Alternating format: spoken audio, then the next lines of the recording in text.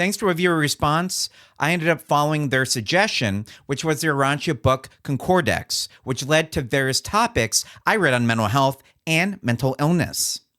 Upon further investigation online, I was surprised to see several videos comparing various forms of mental illness against the Urantia book that I found to be both convoluted and only superficially beneficial to mental health best practices. In other words, these individuals who were not mental health providers did the best they could with what I'm sure was AI-driven algorithms and basic psychological knowledge to piecemeal a video doing the best job they could, which I sincerely commend since I believe there are fundamental principles in the Urantia book that directly relate to overall wellness. Before we begin, I should disclose that I am a psychotherapist with 11 years of formal schooling and decades of experience that literally wrote their dissertation on learned helplessness, whose fundamentals will be provided in this video. This video is not a substitute for the guidance and direction of a licensed mental health provider in your area. I promise that I'll attempt not to overcomplicate very simple concepts of psychology and, of course, spirituality under a Urantia book perspective for maximum retention. All right, let's dive in. Personality. In psychology, personality is often defined as the unique combination of traits, behaviors, and thought patterns that characterize an individual. Theories like the Big Five personality traits that include openness, conscientiousness, extroversion, agreeableness, and neuroticism aim to categorize and understand these patterns.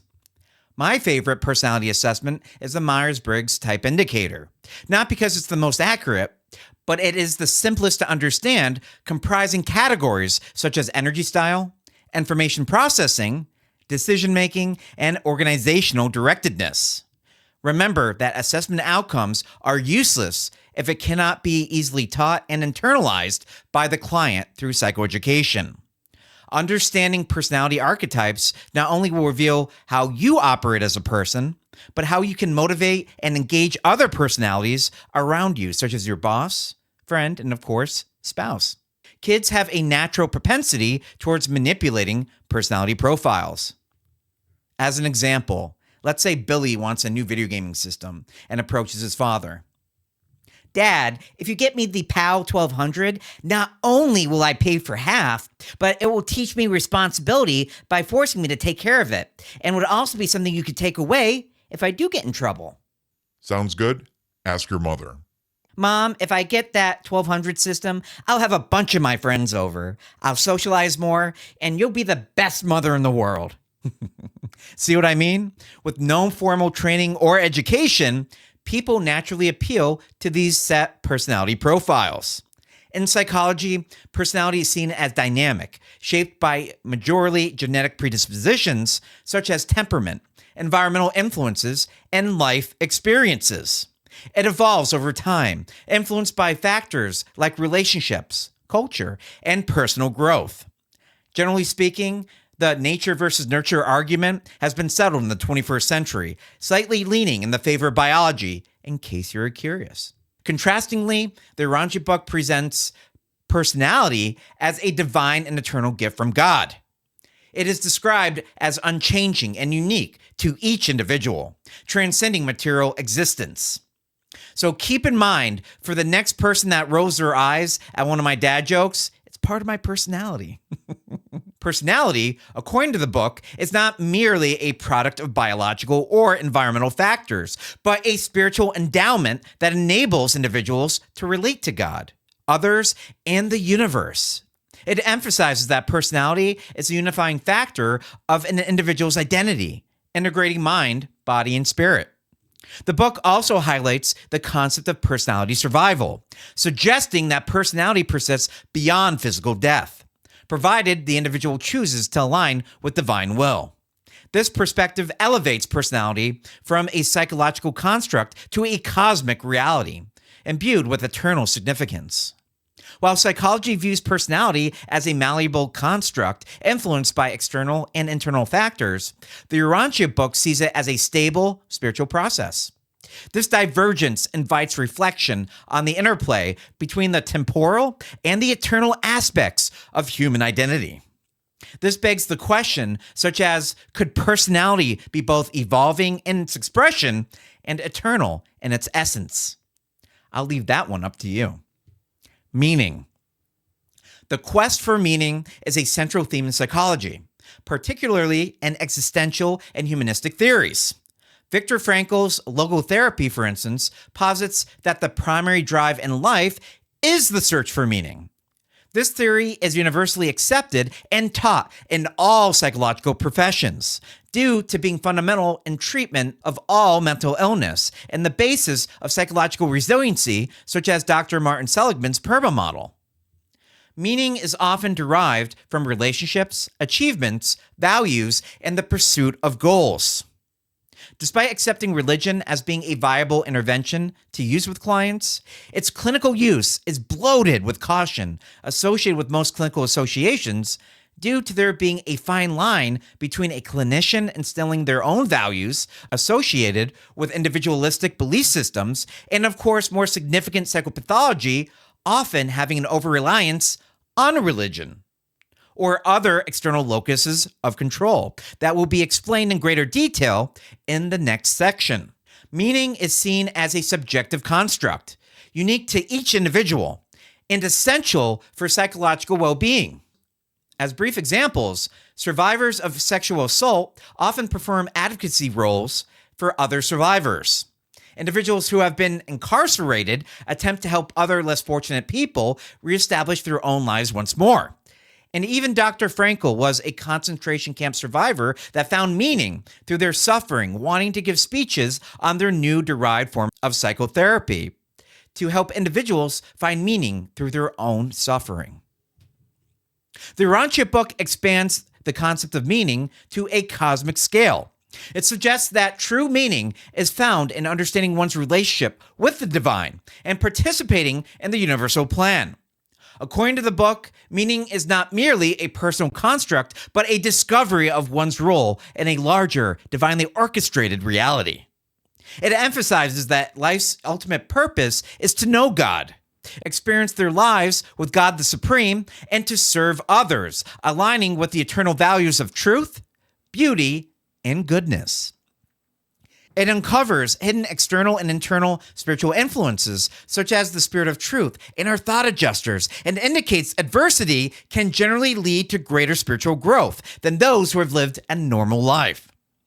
Despite I'm sure there being some that may disagree, religion and God have shaped most of the popular culture we see today, from many of our root laws being established by the 10 Commandments of Moses, the Constitution being formed based off the Protestant faith, and certain organizations from Alcoholics Anonymous to the Freemasons believing in a higher power.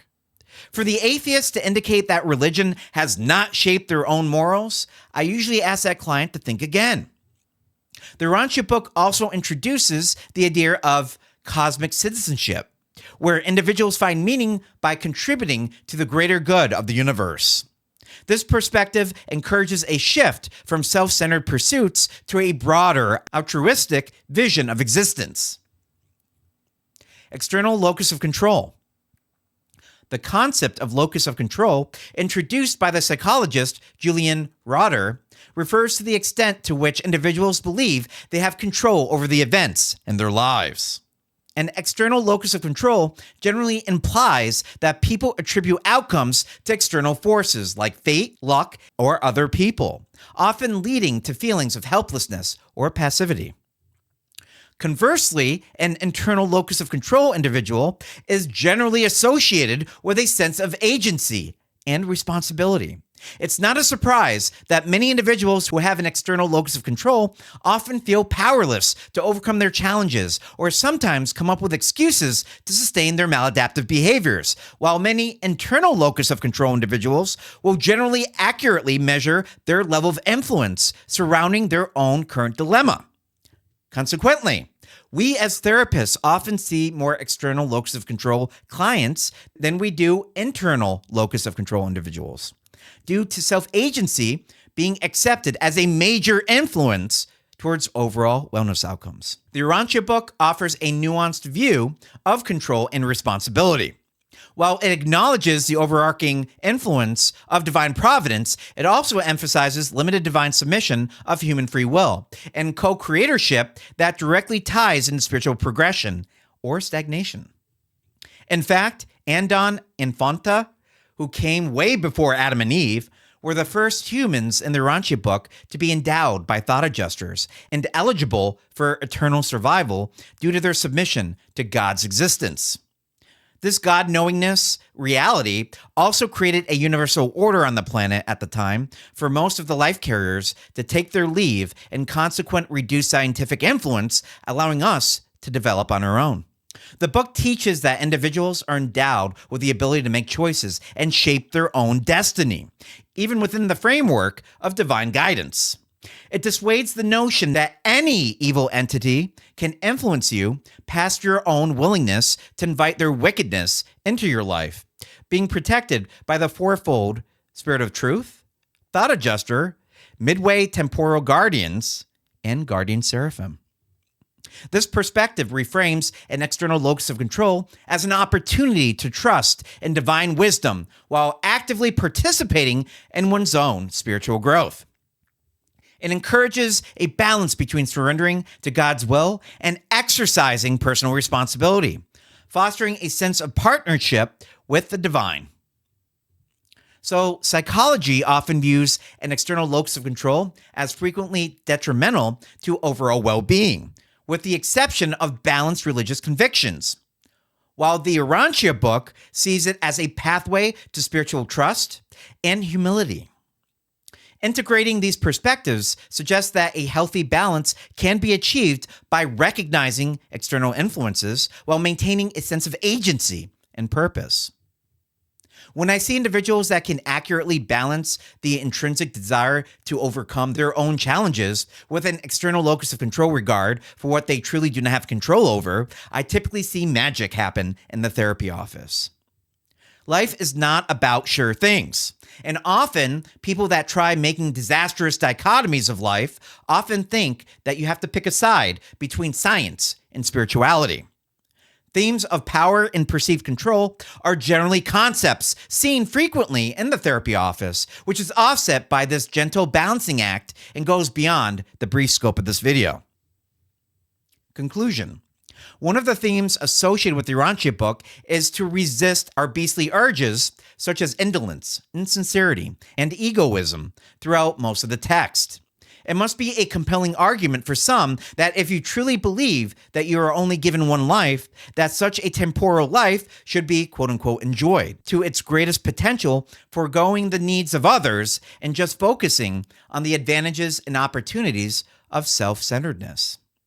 To be honest, despite offering compelling arguments to the benefits of society, civilization, and other moral constructs whose foundation is laden in religious beliefs, I never feel as though I have sufficient counter-arguments to make to such statements of a non-believer. All I can say is what a cruel, isolated, and meaningless existence that such a egocentric perspective might foster. Likely breeding feelings of despair, consistently thinking, like their own perspective, that people are inherently advantageous of others. The psychological and spiritual perspectives on personality, meaning, and control offer complementary insights into the human experience. Psychology provides tools for understanding and navigating the complexities of life, while the Urantia Book offers a transcendent vision that connects individual existence to a divine purpose. Together, they invite us to explore an interplay between the temporal and the eternal, the personal and the cosmic, and the material and the spiritual. Jesus once indicated in 132.8 that a dog may not have a will derived from nature and augmented by training, but such a power of mind is not a spiritual force. Neither is it comparable to the human will, inasmuch as it is not reflective. It is not the result of discriminating higher and moral meanings or choosing spiritual and eternal values. Consequently, morality is bred from non-institutionalized religion and kindled through our own effective spiritual experience. To forgo individualistic religion or spiritual experience is to deny a great motivator and sustainer of the human experience. All right, thank you for watching, and I will see you on the next episode.